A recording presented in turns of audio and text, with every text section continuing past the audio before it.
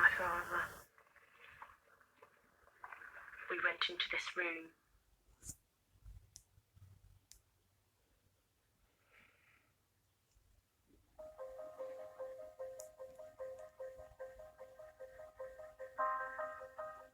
Somebody didn't want the gray state investigated, explored, and unveiled.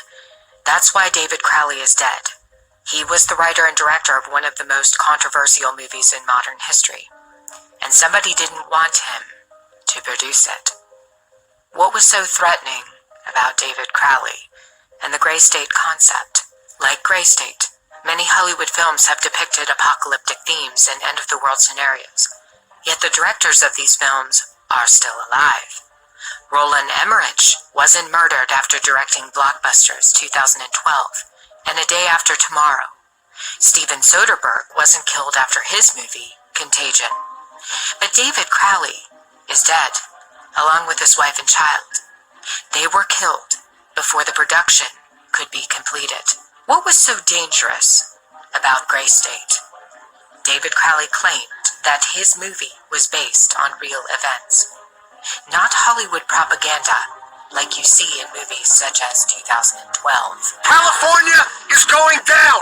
God, you sound like a crazy person. The governor just said we're fine now. The guy's an actor! He's reading a script! So the Gray State is essentially an artistic representation of real aspects put into a fictional format. Once you open your eyes and start looking at all these trends like RFID, like martial law, like FEMA, like executive orders, you have to act within your own capacity to sort of, talk about this. A lot of people filter that into the political realm. A lot of people do other things like grassroots style. I mean, I'm a filmmaker, Danny's an actor. So we put our heads together and we started making a project that would act within our own faculty to portray that in a creative manner. So there's a story here. I have to start telling a story. So I was looking for the next film project to work on anyway. I'm like, well, this would be perfect. And it's not really perfect because you have to kind of filter down all this stuff into a narrative storyline that's not just propaganda telling you what's going to happen next, like 2012 or A Day After Tomorrow. It's got to be a human story, and it's got to be endearing and compelling. The way we're different is we're independent, and we don't expect any participation from any studios just because of its contentious nature. I mean, anyone knows that Hollywood has not approached this topic so directly before. That's what makes Gray State so compelling. Is that different? Definitely the trailer is our best efforts to kind of show this world and expose these very real issues that exist in our world today. David claims that Hollywood has never dealt with topics like RFID, internment camps in America, and detention. Instead, they have produced propaganda in place of real issues. When Hollywood does discuss internment and detention, it's almost always about World War II and the Holocaust. Literally thousands of films have been produced about the Holocaust, and yet one single film that addresses the potential for a Holocaust in the United States is stopped mid-production after its director is murdered. Seems a bit odd, doesn't it? They don't want Americans, Canadians, and other Western countries to know what is coming, and that is a plan to intentionally collapse Western society. If you don't believe me, read the plan that's been in the books for over a century, planned out by the Illuminati and penned by Albert Pike back in the 1800s in his 3 World War predictions. Gray State was simply too threatening. It revealed too much, not just the obvious points of what could happen with the collapse of a society, things like martial law, food shortages, and a provisional government. It goes beyond this. David knew a secret, and he left it inside of the trailer for Gray State, in plain sight. David Crowley used the Illuminati's favorite game against the notorious cabal. It's a game they've played with the human race for years. They provide clues about the future to toy with us. They did it with 9/11. They've done it with other major catastrophes. It's called predictive programming. On occasion, though, they get outsmarted at their own game. What was David's hidden message inside the Gray State? And could it be the reason for his death?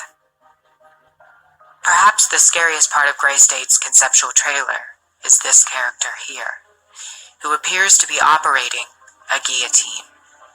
David Crowley was very intentional in this frame of the movie. He added something that I believe he wanted the people to know about. Who is the identity of this executioner? If you look closely, you will see that this terrifying character is wearing something around his waist. It appears to look like an apron. The executioner wears a Freemason apron, complete with the all-seeing eye, the compass, and the two pillars. I do believe David Crowley is trying to tell us something. He is telling us that the organization behind the French and American revolutions, the organization behind the Italian Revolution of 1830, the organization that outlined a plan to overtake the Vatican in a document called the Alta Vendita, the organization behind the Trail of Tears and the deaths of thousands of Native Americans under Freemason Grand Master Andrew Jackson, the organization behind the Ku Klux Klan in the United States post-Civil War and its rebirth in 1915, the organization behind the detonations at Hiroshima and Nagasaki during 33rd degree Freemason Harry Truman's presidency. These are men with a radical revolutionary agenda throughout the entire world because they worship and follow a radical revolutionary deity.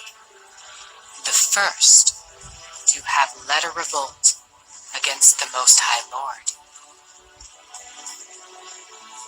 David Crowley knew something, and he was trying to warn the people. The ones behind the FEMA death camps, the guillotines, and the detention of Americans, it's the Freemasons. They're planning a second American Revolution.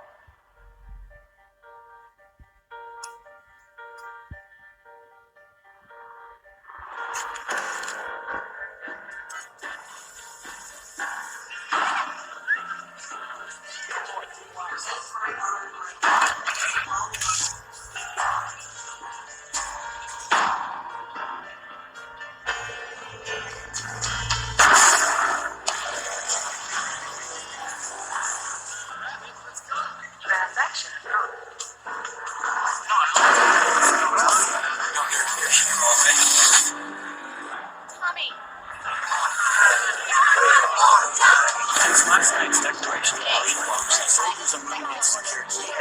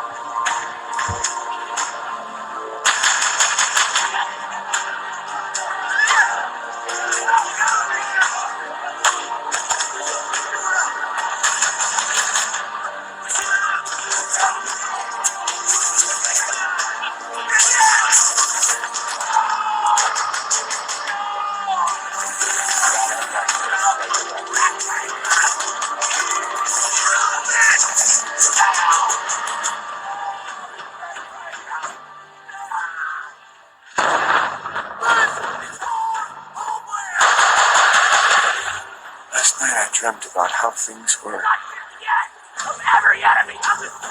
And then I woke up here.